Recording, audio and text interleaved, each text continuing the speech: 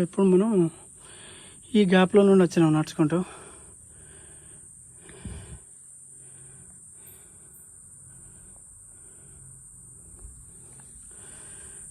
నిజానికి ఇది చాలా రిస్క్, అడ్వెంచరు, డేంజరస్ కూడా.